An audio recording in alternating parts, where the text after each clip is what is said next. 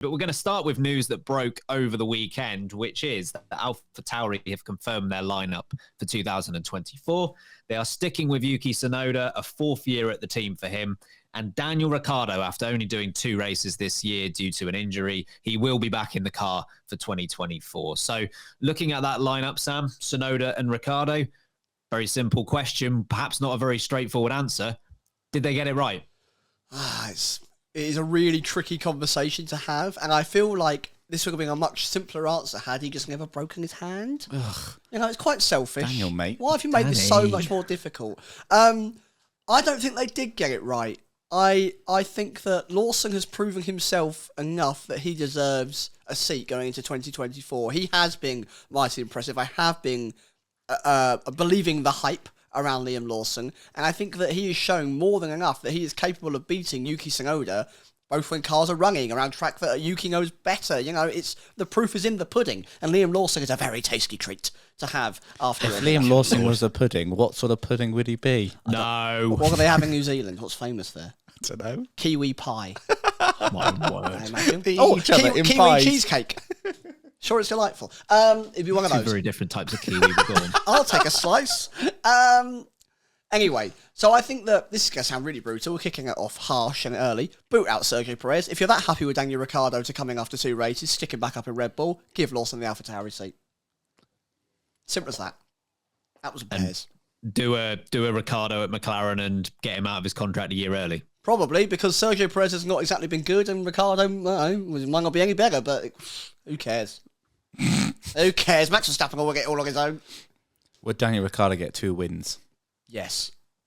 I genuinely think a car that good, by the end of the year, he'd get a couple of wins. Why do you think that's worth the risk? Well, Sergio Perez, for me, he's let himself down so massively this year. It's been a big, steady decline from the start of the season where, you got to remember, after race 4 or 5, we're going, he's a contender. He's taking it to Verstappen. There was... No. Didn't buy it. Maybe not, but the rest of us sold like a bloody... Don't believe the hype. Sold like a cow at a cattle market, we were. You know, we were straight out on the market floor and we were gone in a jiffy. But my point here is that Sergio Perez, there was a conversation that we discussed on this podcast of could he challenge? He was at one result away from overtaking Verstappen at the league of the title at one point. Miami. Yeah, right? It just didn't happen, and that was the turning point. He, I think, mentally was destroyed after that Grand Prix. Forgotten how close he was. Yeah. So I think since then it's caused his mentality, his confidence, his drive, not literally in the car, but also literally in the car, to crumble away. And I just think, you know what? You need a refresh, because we've had this conversation before. If the championship is close again next year, do I believe that Sergio Perez is the man to keep them, the Constructors' Championship? No. The proof has already appeared for us historically. He couldn't do it once, and I think he's now driving worse at this point in his Red Bull career than he was a season and a half ago. I really do think the last 5 races have been abysmal for Sergio Perez. And I think, you know, he's going to let himself down even more so. So if I'm Red Bull, you do what Red Bull are the best at, being ruthless, cutthroat, horrible, which I think is what Formula 1 should be. I think you should be, you know, get out, not good enough.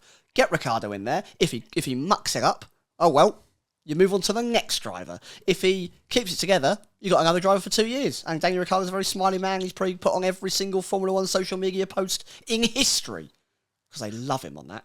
Yeah.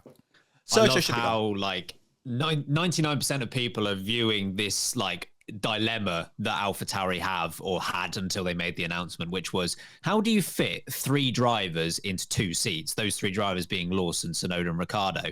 And Sam, you're the 1% who goes, we'll have all 3. You found your way around it. We will have all 3. I just think, look, and we're going to get onto this, Ben, I believe, in the Patreon topic about AlphaTauri as a concept. Yep. So if you want to hear our proper full opinions on this, I just hit the mic. Our full opinions on this thing, maybe you should subscribe to Patreon. You get 2 episodes extra every month there, all ad-free. I just believe that AlphaTauri as a concept, as a, you know, the point of it has completely lost its way recently. And The fact that we're now debating Ricciardo or Nick de Vries previously, where is the raising up and development of actual proper young talent to give them time to be nurtured and grown? The longer you leave Lawson out of the programme, the less time he has to actually develop. You then thrust him into Red Bull if he's good enough too late into the programme and he fails again like Gasly or Albon did, and it takes time. Look how good both Gasly and Albon are now because they've had time and a chance to be nurtured and developed properly in a team that cares about them. Prioritising Ricciardo at AlphaTauri is just a silly move for the long term and the longevity of Red Bull as a family. It just doesn't make actual sense to me. So I think Perez and Ricciardo over the course of a season would do pretty much the same job. I reckon you may as well take the risk on Ricciardo because he does have previous at being that much better than Perez ever has been. For me, it's worth the risk. Harry, what option would you look at? Do you think they went the right way with this? What are they rushing for? Formula 1 team. Yeah, but The film Rush. Good question. what is the rush? They are probably the only team, no, not the only team, but one of the rare teams on the grid where they're in a very privileged position where all the balls are in their court. So many. They have all the balls. I'd like a ball boy at the start of Wimbledon. Precisely. All three of those drivers weren't going anywhere, is your point. Exactly. And arguably, as if to bring up Sam's point about finding a way around only having 2 seats, there are probably 3 seats up for grab if you want to include the potential of a Perez not being in that Red Bull. So, in terms of AlphaTauri and Red Bull, everything was on their side. Why rush this? Why not wait until Ricciardo comes back and does at least a few more, or finishes off the season? Because none of those drivers, Ricciardo, Lawson, Tsunoda, they're not going anywhere. Maybe a Williams, but what's the point of that? They'd still only be on loan. Exactly. So that's probably the big takeaway. I'm just not entirely sure why they've I am baffled announced they that. signed Ricciardo without even seeing him back for one race since his hand had recovered. I mean, I'm confident Ricciardo will be absolutely fine when he does come back. I wouldn't have made the point I just made if I wasn't, but like logically, you still see him in a race to see how he does. But my point was more, you'd have him back for a few more races and see how he fares against Tsunoda in the same way Lawson's fared against Tsunoda. And I know Tsunoda versus Lawson's been a bit hard to read given that Tsunoda didn't do many laps over the past month. But yeah, I just don't quite understand why they've gone into this quite so soon. And yeah, for Ricciardo in that AlphaTauri, I know we thought that was probably going to happen anyway, but he's got to be hoping that Ricciardo's in that AlphaTauri next year and then he's gone no matter what, because unless they get rid of Tsunoda, because otherwise they've guaranteed him a seat, haven't they, Lawson? Exactly. They've said he's getting a seat. So Ricciardo, and again, I think Ben, is this a Patreon topic? It'll probably come up in that AlphaTauri discussion, I imagine. It will come up, folks. You're going to miss it on Patreon. It's a great service that we provide. But this episode's also good. Yeah, this is great, but also Arguable. pay for Very premium arguable. content. Yeah, like Ricciardo is literally in a bit of a ticking time bomb situation. He needs to grab it now, or I think he's hoping that actually, even though he's been officially signed for AlphaTauri, that Perez will still get booted out and he'll still get promoted at the end of this year. Yeah, but they'll boot him mid-season. Mid-season Perez. switch, madness. Never Red heard Bull. of such a thing. Yeah. Never happen. At least based on like current evidence, because I don't disagree with you at all in terms of the timing of this, Harry. But in terms of current evidence, do you think they might have gone down the right path here? Yes, I guess so. It's so difficult to tell. I think Lawson's been good. Again, difficult to read given that Tsunoda's not really been there for a lot of it. And maybe slightly overblown by the old Monza rookie curse, which we're not buying it. Best race was in Suzuka. No, I know, but I'm not saying he's had a bad. I'm just saying, did he beat it, Tsunoda in Suzuka? Yeah. But he's got. Well, we think Ricciardo might be back for Qatar? Maybe not. This might be Lawson's last race. Qatar's sounding more doubtful, I think. Yeah. I think it's Ricciardo kind of 60% now. So Ricciardo's a known quantity. And I know Lawson's done a few races and will have done a few races by then, but Ricciardo's still a more known quantity. I think if they had to make the decision now, which they didn't, fine, it's probably the right decision. But it goes back to they didn't need to make the decision now. Just wait for a bit and see how the rest of the year goes. But yeah, Dodgy. Dodge. Proper dodge. I'll start with the Daniel Ricciardo side of the decision. And I'll say I think this was the correct decision to bring him back for 2024. I think in terms of the Red Bull side of it that you discussed, Sam, I can't off of 2 races risk it. I know that Perez has been lacking in some areas this year. That's for sure, particularly qualifying. But I think there's too much at stake to not exactly know what you're getting with Daniel Ricciardo at this point. But I absolutely would bring him back for AlphaTauri in 2024. I appreciate he is 34 years old, so he is over a decade older than both Lawson and Tsunoda at this point.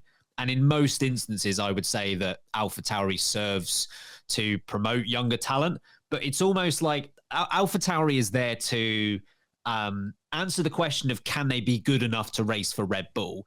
And Ricciardo's got in a bit of a weird situation where that is still a question for him.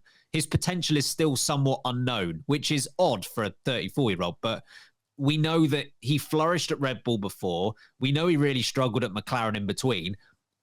I know you say he's a known quantity, Harry, and he is to an extent, but also, I don't know. I don't know if he gets in that Red Bull, whether he does exactly what Sam said and matches Perez or beats him. I think that's entirely possible. I also think it's possible that he gets in that Red Bull and he's not as good as Perez. I just don't know at this point, which is why I think they've given him this full season after not having had many races because of this injury. Yeah, he was good enough for Red Bull once, but is he still? McLaren, it's widely acknowledged that he had to really adjust his driving style to get used to that McLaren. And let's face it, that was still unsuccessful. I think the question now is, can he reverse some of those habits? Can he get back to the way he was driving before he went to McLaren? Is that still possible? And if the answer is yes, then I think he's got a good shot to go in the Red Bull. And if the answer is no, then maybe not. I 100% agree with you that I think at the end of 2024, he will not be back in AlphaTauri for 2025. Like, he will either be in Red Bull in 2025 or he'll be doing something else. And I don't think he'll be back again for another year. I think, with Liam Lawson in particular, but any F2 rookie in the Red Bull program, the question that is being asked is, do they have what it takes? In the instance of Daniel Ricciardo, the question is, does he still have what it takes? But actually, the way in which you get to both of those answers is the same thing. So with Daniel Ricciardo, I agree with the decision. Yuki Tsunoda, I would not have signed. I would have gone Liam Lawson in the other seat, and I wouldn't have gone with Yuki Tsunoda. I feel like after 3 years in the same car, you know roughly where a driver's at. Like, you know roughly what their ceiling is, what their floor is. You kind of know where they are. And Yuki Tsunoda has definitely, despite scoring fewer points this year, he has improved year 2 to year 3. He has improved. But I just don't think it's by enough. I don't think there's ever going to be a future where Yuki Tsunoda gets in that Red Bull. I just don't see it happening. And as far as I'm aware, and I stand to be corrected on this, I don't believe there is a driver in Toro Rosso and AlphaTauri's history that has done 4 consecutive seasons with the team. There's been a few instances of 3, but I don't believe anyone's ever had 4. It's possible that the likes of Kvyat or someone else in 2 stints has done it, but no one's had 4 straight years. And it actually triggered something for me. So Jean-Eric Vergne, this is going to sound like a really weird detour, but stick with me on this. Jean-Eric Vergne, he got 3 years in the Toro Rosso seat. And I think when he didn't get renewed for a 4th year. He beat Danny Kvyat in his 3rd year. Danny Kvyat's reward was a Red Bull seat. Jean-Eric Vergne's reward was the boot. And I think at the time we all felt it was fairly harsh for Jev to lose his seat. But actually, it was a tough choice. But if you look at it in retrospect, it was probably the right call, because if let's say he stays for an extra year at Toro Rosso, they let Max Verstappen wait out an extra year. He's still young at that point. He starts in 2016 rather than 2015. Genuine question, does he win the World Championship in 2021? If he has 1 year less of experience in 2021, is that the difference between him winning that championship and him losing it by a few points? I think it's entirely possible.